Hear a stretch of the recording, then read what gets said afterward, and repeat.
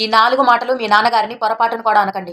Fact ఏంటంటే, ఎవరైతే మా నాన్న హీరో అని చెప్పుకుంటూ ఉంటారో, వాళ్ళే నాన్నను గుండె పగిలేలా ఇలాంటి మాటలు మాట్లాడుతూ ఉంటారు. అందులో నంబర్ 1 నేను నీ కడుపున కాకుండా పలానా వాళ్ళ కడుపున పుడితే చాలా బావుండేది. నా లైఫ్ ఇంకా ఎంజాయ్‌గా ఉండేది అని మాట్లాడుతూ ఉంటారు. నీకు తెలియనిదేంటంటే, అసలు ఆయనే లేకపోతే నీకీ జన్మెక్కడిది?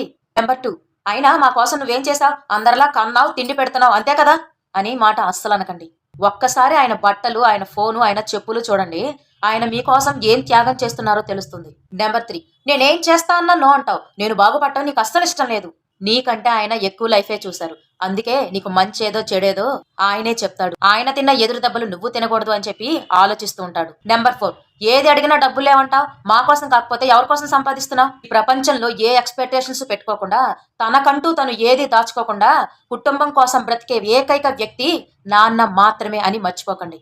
నాన్న లేకపోతే ఈ ప్రపంచంలో మనల్ని పట్టించుకునే వాళ్ళు ఒక్కరంటే ఒక్కరు కూడా ఉండరు. కావాలంటే నాన్నని కలవటానికి ఆయన సమాధి దగ్గరికి వెళ్లి కలిసే వాళ్ళని ఒక్కసారి అడగండి. వాళ్ళు ఎంత దురదృష్టవంతులో, నాన్న ఉన్న వాళ్ళు ఎంత అదృష్టవంతులో. నాన్నంటే వెలకట్టలేని ఆస్తి అని ఎంతమంది అయితే అనుకుంటున్నారో వాళ్ళే వీడియోకి లైక్ చేయండి. మీ నాన్నగారి పేరుని కామెంట్‌లో తెలియచేయండి.